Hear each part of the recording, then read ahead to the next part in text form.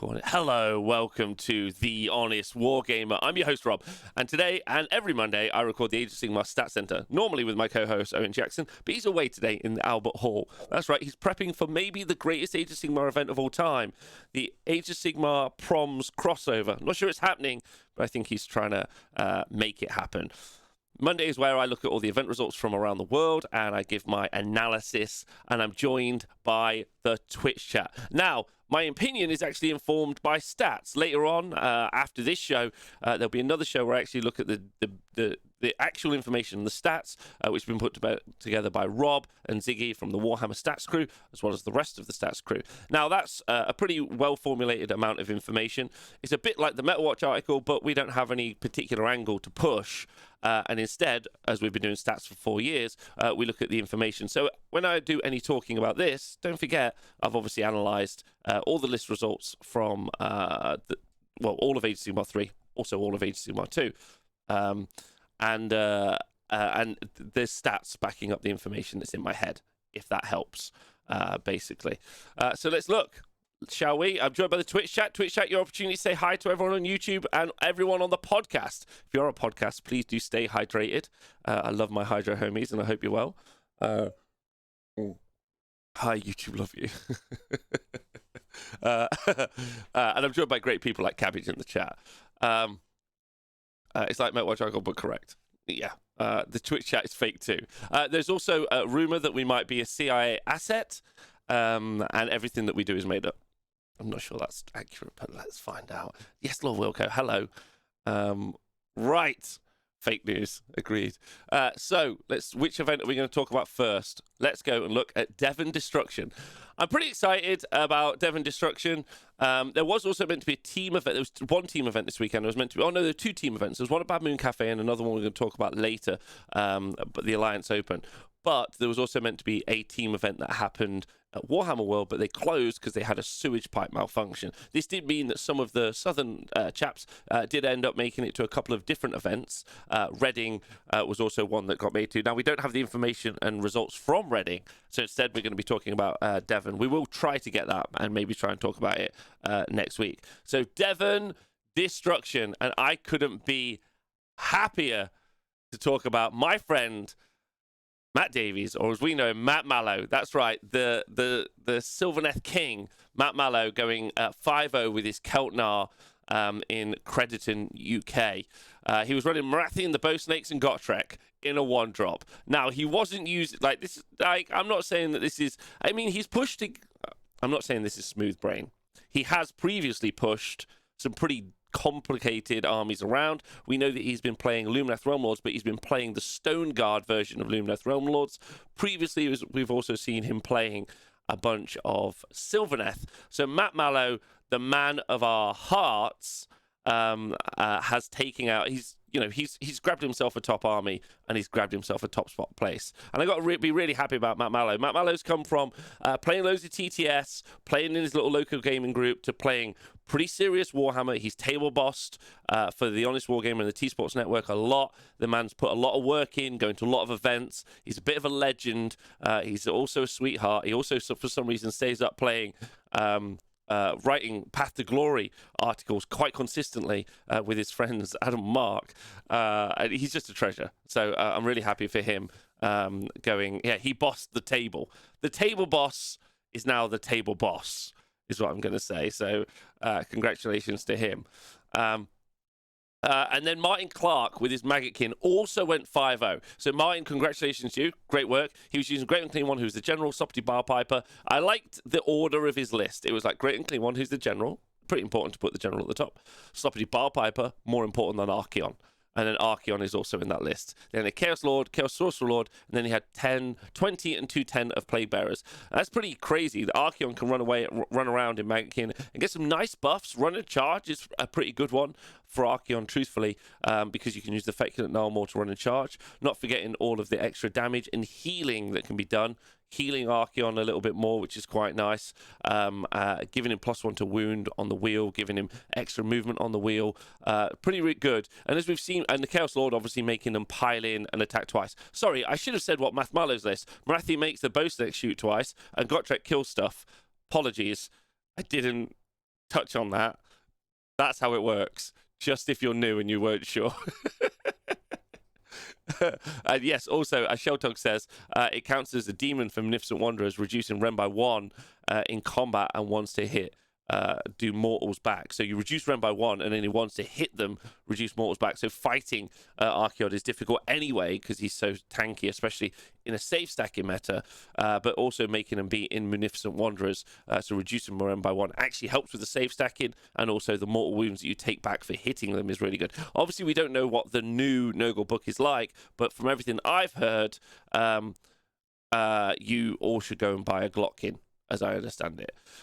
Now, wait, that's how it works. That's how it works. Yeah. So congratulations to both Math Mallow and Martin.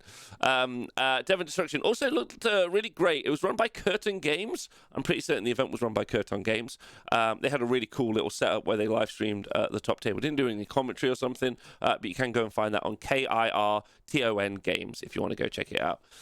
In the 4-1 bracket, I am happy to announce that my good friend Mark, with his Thunder Lizard list, Mark was table bossing also at Six Nations. I'm just saying, table bossing, I think, helps you be a better gamer. This is what the events from this week and weekend say. If you're not sure what table bosses are, when we do live coverage, table bosses pass the information from the tables to us, the commentary team. However, the commentary team don't do well, as you don't see Adam's name anywhere on this list. But Mark, I think his first 2-day event ever, right?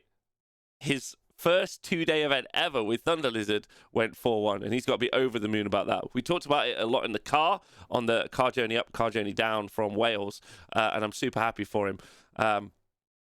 Like, Mark was great. Yeah, Mark is great. He's just solid. He was running an Engine of the Gods, Slan, Skink Priest, 2 Stegodons, 3 Salamanders, Bastillodon. Now, Thunder Lizard feature a lot, both in this and in events all around the world. And I would argue that one of the reasons that we're seeing it is that damage that they play really nicely into 2 hot meta armies right now. Works really nicely into Iron Jaws, where we're seeing pigs and brutes get damage too from War Chanters, and also works really nicely into an existing threat in those Mega Gargants, where their damage gets reduced again by 1 from either damage 2 or damage 3, or down to damage 1 or damage 2. It's pretty impressive, that Thunder Lizard ability. And also, you've still got a lot of output. You've got the Bastillodon shooting twice. You've got Salamanders doing all the damage they're doing.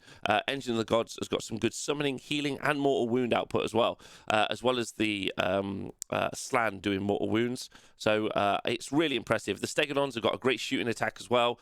So before you even get into a fight, you've got some really good output. It's just really good. Sigfit, thank you for resubbing. Sorry, kids, no Christmas this year. Thank you for resubscribing, baby. I'm not sure if this... Mark was great, even bought me. Okay. CIA Rob cooking the books again. Devon isn't a real place. Devon is a real place. Anyway. But congratulations to Mark. He's such a nice person. And this is his first event. I think he's also going to Blackout as well. It's his first 2-day event. Going 4-1 is fantastic. I don't think you can ask for a nicer person to be in the community. So big congratulations to him. Steve Phillips also was running his Thunder Lizard. Steve, I'm not sure if I know you. I'm sorry. But he was running Engine, Slan, and he was running 1 Stegodon, Chameleon Skinks, which was nice. And then he went for 2 Basties instead of 1 Basti. He didn't have any Salamanders, but he did have the Celestin Prime. You've seen that combination a lot in Thunder Lizard list at the minute because, again, I've talked about this before. Comet's Call from the Slan, so it's mortal wounds on units all around the board. You've got the Realm Shaper engine blowing up pieces of terrain. Stegodon's doing their big range damage 3 shot from the Sky Street bows. Bastillodon shooting 24 inches plus move 6. Is it move 6 or move 8? So 32 inches, and then the Celestin Prime dropping some AoE mortal wounds from a shooting attack, rarely being used as a combat piece, used as a mortal wound platform. So you just take a lot of damage at range, and then the Celestin Prime can fight pretty nicely as well. Mike Wilson with his Keltnar, Daughters of Cain, Marathi, only 10 bow snakes. I took that a note there. 2 times 10 combat snakes, life takers, and shadow stonkers. Don't forget, Keltnar obviously allows you to have the snakes as battle line, which is quite cool, meaning you don't have to paint loads of witch elves, which is, I mean, a bonus, to be honest. So yeah, only 10 bow snakes, brave. going for the best sports, I see. Mike Wilson's a real nice bloke, so congratulations to him. Now, Pano, you might not have heard of Pano. If you're new, if you've been only got into Age of Sigmar in the past couple of years, then Pano won't mean much to you. But in early Age of Sigmar days, Pano was running corn around, especially during early coverage days when I was working for Games Workshop. Pano would go to lots of Games Workshop events, and I would get to cover a lot of his games, which was really exciting. He would always push corn around, which is wild to see him, even when they were terrible. Even when they were really terrible. So it's really exciting to see him do super well with a Kharadron Overlords list. So Barak Mornar, but he did have Gotrek in the list. So I was like, okay, so he's still got some fighting dwarfs. Okay, that's fine. Mackie Mac, does the Prime start on the board? The Prime doesn't need to start on the board to do the shooting attack. He still dropped the Prime down and do the shooting attack, right? Didn't Pano write a Beast Chaos list on his chest for an event once? He might have. He genuinely might have. He's an amazing human being. So, like, I'm super glad to see he's back playing Warhammer and with a new army as well. So, like, which is kind of exciting, right? Because, you know, when your friend returns and then they've got a new army, you're like, oh, you're back in. You're back in all the way, which is super cool. Then he was running Gotrek, so a fight. He had the Ironclad, 3 Gun Haulers, 10 Thunderers, 3x10 Arcanaut Company, and Admiral and Navigator. Now, there isn't much to say, really. Gotrek goes and pushes onto an objective, and the other units shoot and then try and push off. It's actually quite rare to see Kharadron Overlords do so well at the moment in the 4-1 bracket, so Pano should be super pleased. But you got to say it's quite nice that Gotrek can plug and play into that army. Feels thematic, which is good, and also pretty necessary because they don't have a lot of combat punch in the army. And how else are you going to take primary objectives if you can't punch into the objective, right? Yes. And so, as Jeffrey is saying in the chat, my friend is also playing Gotrek in KO as well. To be honest, I think that Gotrek is their only answer against the monster meta, and he's doing well. Exactly. Like, it's kind of nice they've got those tool sets, right? The only thing I would think maybe you would ally in a Prime, but Prime doesn't survive as well as Gotrek. So, yeah. Congratulations to Pano. And then finally, Wayne Rendell with his Iron Sons, my preferred sub-faction for Uruk Warclans. 2 More Crushers, 2 War Chanters, a Weird Knob, a Mega Boss, 2x5 Brutes, and 10x5 Ard Boys. Now, quite interestingly, there's a lot of conversation about Gore Grunters at the minute and how effective they were. Me and Nathan actually played a game last week where we played the Mirror. So I ran the Gore Grunters, and he ran he actually ran Brutes and Ard Boys. So he ran 10s of Brutes with some Ard Boy screens, and that counter charge against screens into pigs is really nice. Really nice. So the Brutes into Pig's Mirror works really nicely because the pigs can only hit the screens, and then you countercharge in their turn with the Brutes, and the Brutes will just slap everything down. So I really, really enjoyed that. That was really, really good. And if there are points changes to pigs, I don't think that changes the army. And in fact, I think it actually works quite nicely for the army because they've got another build in kind of a counter alpha charge Brutes list, which is really nice. I know that's the rumor, but we'll see. So congratulations to Wayne. So that's everything from Devon Destruction. Northern Invasion was held in Scotland, had 36 players, and Liam Watt was running a Lithia Lumineth Realm Lords list. He had tech lists, and then he had 30 Sentinels, and in case that wasn't enough, he took an additional 20 Sentinels. There were some other stuff in the list, but I just didn't write it down. So congratulations to Liam. How the list works. Tech list does a 5-up bubble of a ward save. Also does a spell doing mortal wounds, and then he probably does lambent light, and then shoots 30 sentinels, and then follows up by shooting 20 sentinels, and then I'm sure he does some stand and shoot at some point as well, because if you charge you can stand and shoot. There we go. So good work. Congratulations to Liam. Right. In a 4-1 bracket, you got Adam Turner with his Taker Tribe. He was running 2 Krakens, 1 Gatebreaker, and a War Stomper in a double bosses of the Stomp Battalion, making it a 1-drop, and he had an Amulet of Destiny, and I think he had something. Like, I didn't even check. Like, whatever. Lee Martin, but congratulations to Adam. Well done. Lee Martin, with his Calibron list, was running 2 Bloodrat Medusas, no Marathi. So don't forget Calibron, you're going to have the teleport, really important. Then he was running the list we saw Piotr run from Poland, which was 15 Bloodstalkers, 10 Bloodstalkers, and then 4x5 MSU, multiple small units, Bloodstalkers, right? And then he had a unit of Heartrenders and a unit of Shadow Stalkers, or as we call them, Shadow Stonkers. So, I mean, we've seen this play really nicely. It's not quite as, in my opinion, alpha, but I guess really the conversation is Morathi.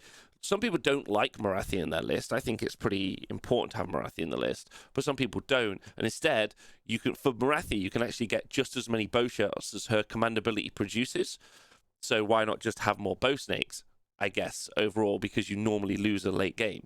And then you've got a bit more board control, a bit more board presence. I still think I like the combat punch that you get with Morathi in addition, but I think this is also a viable way to take the list as well. Probably more fun and engaging for you to play. Big shout out to Canhammer TV in the chat. What is up? So super excited to see you in the chat. Darren, by the way, is fantastic. I don't think you should congratulate people. I'm always going to congratulate people, Benjamin. That's what I have. I hope you're well, Darren. Can we get some love for him in the chat? Then James Chalmers with his Taker Tribe. He was again. So he didn't run a double boss at the stomp. Instead, he ran a Kraken Eater, Gatebreaker, a War Stomper, then 3x1 Man Crushers. Now, normally, almost always at the moment, we're seeing 4 bigs. So this is a different take. You could say wildly different. Okay, so Gargants work like this. You have 4 Mega Gargants with the artifact loadout. So it's Amulet of Destiny on the Gatebreaker. One of them has the Arcane Tome. That's normally the other Gatebreaker. Then the War Stomper or the Kraken Eater has like the Sandals or whatever it is. So then really different is you have a different artifact loadout. Wildly different is you don't take 4 Mega Gargants and you have 3x1 Man Crushers. So James Chalmers is in the wildly different category of Mega Gargant play. And then Chris Carroll was running a Vrykos list, which was cool, going in the 4-1 bracket. I've said this before, I really like the 4-1 Soulblight Gravelords lists. I think that the 5-0 variant is Greg's list. So Greg from Team Wales, which is Vengori, Lord Nagash, Manfred. I think that's the better, more competitive 5-0 list. But I think the more fun 4-1 variant is what you've seen Chris push around, which is Vampire Lord, Zombie Dragon, Manfred, Radikar. You could have Belladama, you could have not have Belladama. You could drop Veloz, do Vordry. You've got like a bunch of options, right? Then you've got 10 Direwolves, and then you've got 2x20 Graveguard. Those Graveguard are just going to do some absolutely amazing work. So you've got like 4 threats in the list. It's quite nice, right? You've got none of which like pass the DPS check on a Gargant, but they're still really fun. Vampire Lord, Zombie Dragon, decent output. Manfred, decent output, and the 2x20 Graveguard, decent output. So it's a really nice, different list where you've got lots of threats on the board and can play into a lot of different armies quite nicely. So yeah. But I'm a big fan. Yeah, 45 Bloodstalkers, absolutely. So yeah, great work. Great. It looked like a really great event, Northern Invasion as well. I really like to get up there to some point. The Scottish meta is super fun. Everyone in Scotland is really nice. The Scottish team that I met at Six Nations, super cool to hang out with. So I'd like to see more. Like, I know it's pretty far, but like I'd like to get up there. Well, it's not pretty far. I've literally been to fucking Australia. Like, I'd like to get up there, is what I'm saying. And they hold regular events, and it just looks like a really fun community to be a part of. So congratulations to them. Did I see the controversy? No, I did not. Why do we never see the standard lords on foot? That +1 attack is great for the points. I don't know what Stigby. Are you talking about the vampire lord on foot? It's just because you might as well take more units, I think. Isn't Scotland like an hour drive away? I don't think so. Right, game night AOS GT, which was held in London, Ontario. Had 25 players, and in the 5-0 bracket was Yuri, and I'm sorry about what I say next, Sikanava. Yuri Sikanava with a Breaker Tribe list. He had 2 Gatebreakers, he had 2 War Stompers. Everything I said with Gargants previously applies to this. Big shout out to Yuri. I still think you have to play those Gargant lists. I think you do. I think, especially with the field was pretty good at this event, actually. You had a bunch of players who were in the Canadian team, or most likely to be in the Canadian team. So it's a pretty solid, well-practiced meta, and it would be fun to see them. Yeah, I mean, they're still boring, of course, but Yuri should be super happy with himself, and congratulations to him. And then, ooh, sorry about that. In the 4-1 bracket, you had Ridge Hanna and Jordan Duncan and Patrick Allen. Ridge Hanna was running a Thunder Lizard list with an Engine, Slan, Skink, Priest, Starseer, 2 Stegodons, 2 Salamanders, a Basilion, and Chameleon Skinks, which I think I definitely spelt wrong. Everything I said previously about Mark's list and the other Thunder Lizard lists apply to this list. The Stegodons with the shots, Salamanders with the shots, both of them fight quite nicely. We're going to do a show tonight on hybrid units, so do tune into the Monday night show about that. Jordan Duncan. And then Chameleon Skinks. Chameleon Skinks is a nice little pick, especially because it's the alternate version of taking the Prime. So the Celestant Prime, right? So you got the Engine and the Slan. You got the Slan and the Realm Shaper doing those mortal wounds at range, and Chameleon Skinks just popping off that character early. Jordan Duncan. I'm really happy Jordan Duncan was running this list because I think he's basically given us cookie cutter. Tristan, stop, please, Tristan. Thank you. This is just Tristan being offended at the matter. Right, so Jordan doing a really good job of giving us the cookie cutter, and I've said this on the show a lot. I did this during the Stormcast review. Jeez, like this is going to be cookie cutter Warhammer in my opinion. Right, and what I mean by this is, and also not like you aren't going to see much change unless war scrolls get changed in the Stormcast book or points wildly differ. I don't think you're going to see a lot of change from this book. And this Lord Relictor, Gardas, another Lord Relictor, 2x5 Oh no, there's no A. To quote Age of something, there's no A. Vindictors, ignore how I wrote it. 4x5 Vindictors, yeah. 4 Fulminators, 6 Long Strikes, and a unit of Aether Wings. The Aether Wings make it so you can't charge the Long Strikes for a turn, and you get some standard shoot. AOS Vandicators, yeah. Vondectors. There are a bunch of Vondectors. But again, the list. A Lord Relictor, Gardas. Lord Relictor, 4x5 Vandicators, 4 Fulminators, and 6 Long Strikes. The Long Strikes can shoot twice, which is pretty horrific. Turn 1. Yeah, to take that. Rob, we may not do it. Turn 1.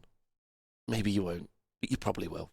And the effect, it's just, you should just take shooting twice, or even fighting twice out of the game, in my opinion, but whatever.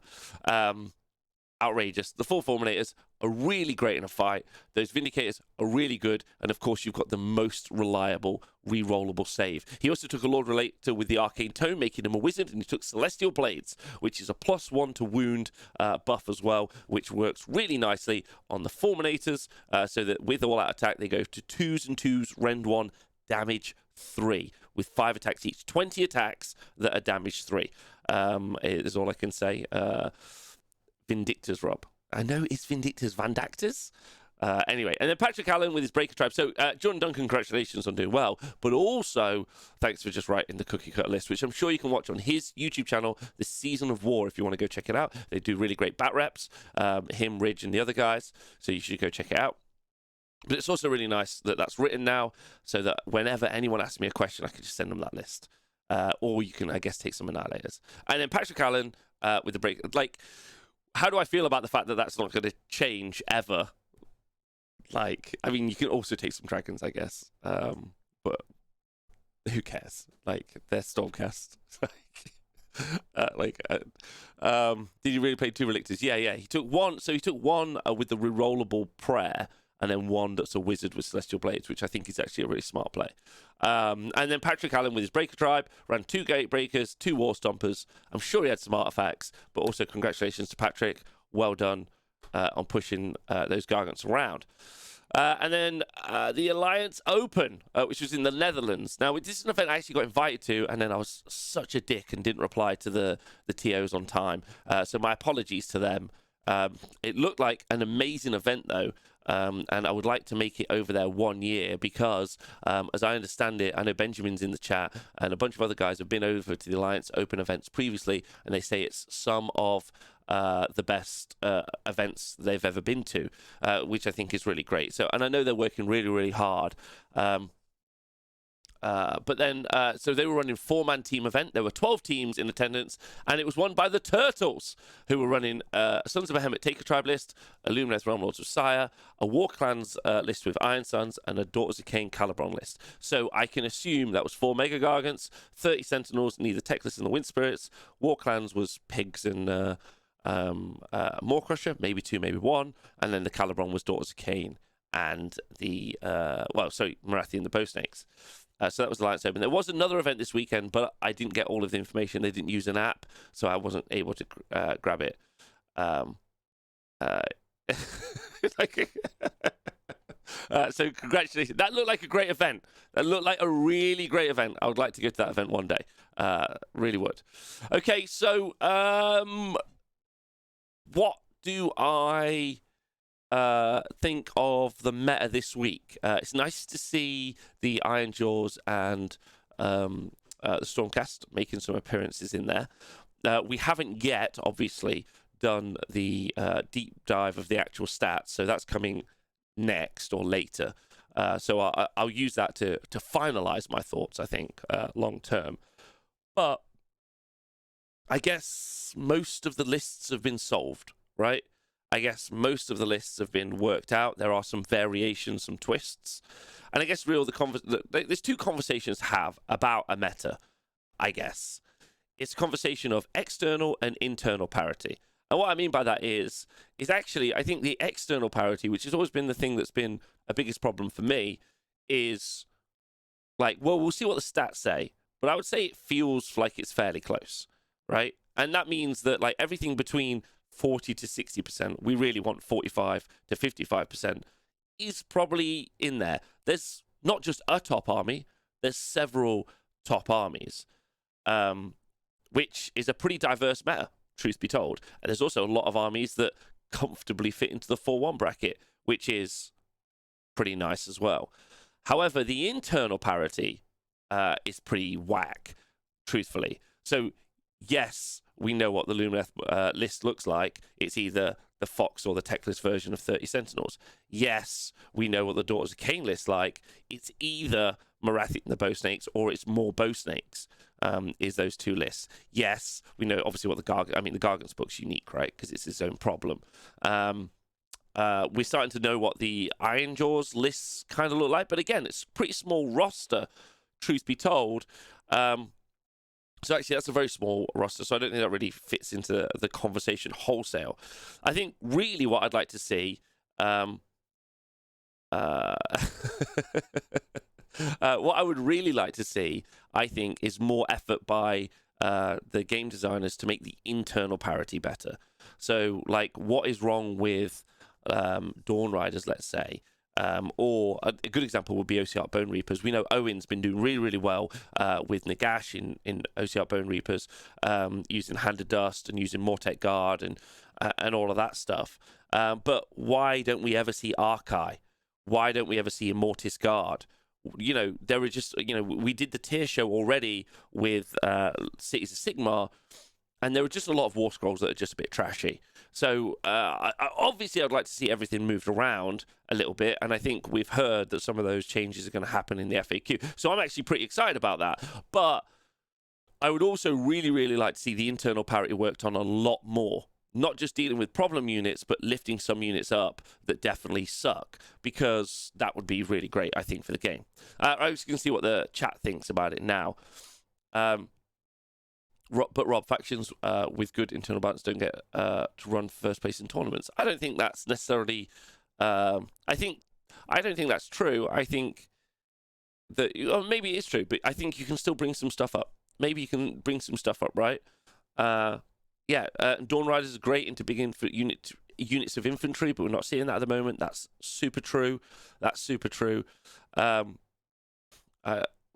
But they're just too good. Yeah, like, the problem is that, like, the FAQ is meant to be out in December. So, like, my point is that there's going to be, I think, a lot of conversation about where the meta sits. And I think a lot of the conversation will be that it's boring. And I would think that seems generally fairly fair, because, you know, like, there's very few twists unless like Bill Sousa's playing a list, right? There's very, very few twists of what's happening. And I know I'm ignoring the Nighthawk meta of last week. How dare I? But I think that it's quite nice that some of those lists are worked out at a team's level.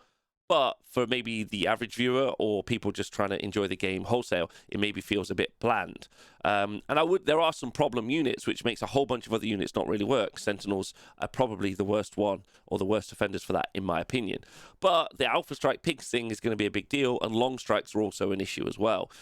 So I recognise that those criticisms of where the meta's at the moment, I think that's fair. I really do. But I also think it's actually, having done this now for 4 years, it's pretty diverse. But I would like to see the internal parity of lists change pretty significantly, I think. I did not talk about the Butcher's Tribe 2 team event, but I'd love to at some point if you send me the information. I think we should start going with the general rules for other games that have been banned and restricted units. I don't think we're at that yet. Let's wait to see what the FAQ does. Okay, I'm pretty certain the FAQ is going to change Sentinels. That's what I'm hoping, right? This is their opportunity. Don't forget, we didn't have a winter FAQ last year. If you guys are new, you didn't join us before, you didn't know, they didn't do a winter FAQ last year, and there were some significant problems with the games last year, right? Significant problems with the game. And they needed some problem units needed addressing. They didn't do it at all. So this year's their opportunity to really impress us that they care about the game state at a competitive level. And again, just to requote, because it's important that we do it, the better the competitive game is, the better the casual game is. That's how that works. So there we go. News on the FAQ date is meant to be December, I've said.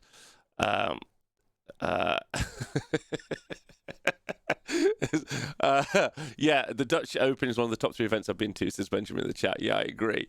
It's one arm.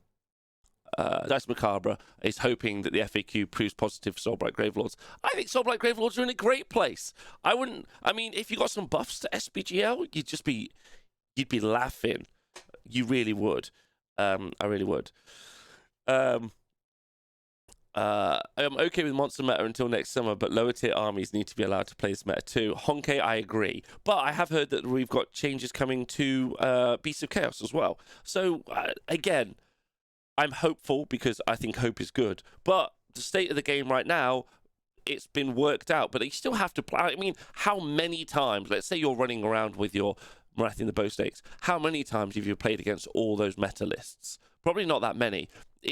That's the really great thing. Like, we talk about, like, it being samey, but you play a lot of, those games aren't very iterative. We don't play lots of reps at all, really. Like an event of the weekend, you play 5 games. You might not play the same faction 5 times, right? One note is we haven't seen a lot of Zinch lists in a lot of these event results recently, which is quite interesting. The balance since 3.0 is way better than 2.0 in my opinion. Me too. But that doesn't mean, just because it's better, doesn't mean it can't be better. And that's what I would like to say. I would like to see more and more and more changes that brings up the units that aren't as good, and take some of those drops down. Big shout out to Lady Lilink, first time in the chat. Monster Meta laughs in Nighthorn. Sure. And Liquid Steel, Soul Blight feel really nice right now. Yeah, they're in a good place, and thanks for being a first time viewer. That's super good. Leading the first prince to hard count to the current meta. That's a great point as well, Dave. Thank you. The other point is that there are some pretty dominant armies which don't have a lot of play. We'll look at those in the stats later. But Legion of the First Prince are really nice into a lot of the meta pick armies for making them fail battle tactics, which is quite cool. But there are still some armies, Gitz, Nighthorn, Sylvaneth to a degree, Beasts of Chaos, all which need some significant changes. And I would love to see that from an FAQ coming up. Nurgle will get a new book soon, so we're going to wait to find out what happens with that. So Nurgle now I'm not really commenting on Nurgle right now until we know what the new book starts to look like. My biggest hope as an Iron Jaws player is that they don't overcorrect. Yes, we are the best melee army right now, but we don't take many points. Maybe you're the best melee army right now. Maybe. Survivability is an issue, and if someone's got a good enough screen that they can punch at from behind, hey, listen, if let Sentinels go away, Wardens still slap really hard. I just need you to know that. Like, Wardens slap super hard, and people aren't going to be too stressed about taking a lot of Wardens. And Lost Ogle, thanks for resubbing for the not resubbing, first time sub. Thanks, Lost Ogle, and also another first time chatter, Ash and Tom, who love salamanders. I assume you do, Ash and Tom. Big love to you. I wouldn't expect much love in the FAQ spot. I would hope so to see some. That would be really good. If someone is running Leads of the First Prince, they deserve to beat my ass for painting those models and chasing down those rules. That's also true. It's really tough. They dump more. That's true. And also, we haven't seen the production meta still in effect, right? Jeffrey in the chat is talking about zombies. We haven't seen a lot of zombies produced at the moment, which is fun. We haven't seen as many long strikes in the game as we're going to see. Next year, unless the FAQ changes long strikes, we are going to be flooded with long strikes, and they're going to be all over the place. We also still haven't seen the effect of the dragons on the meta as well, so there's still a lot of things to shake up what we're going to see over the next, and ultimately it's like pretty fun. Okay, thanks for tuning into the Stat Center. I'm your host Rob. I'll be joined by Owen again next week, I'm sure. You can find the more detailed stats breakdown at some point on YouTube and the podcast. Thanks, everyone, for staying hydrated and leaving comments. If you haven't left comments and liked it and donated some cash, then damn you to hell. And thanks to everyone on the Wargamer Patreon. If it wasn't for you, couldn't do this full-time. So thanks for being a legend. Don't forget, we have an app as well. You can go back and watch the app. I'll include it in the show notes for tracking your games. It's only on Android at the minute, but I'm sure at some point we're going to get it on iOS and stuff as well. It's all free, by the way, as is this. Thanks for tuning in. You're great. See you soon.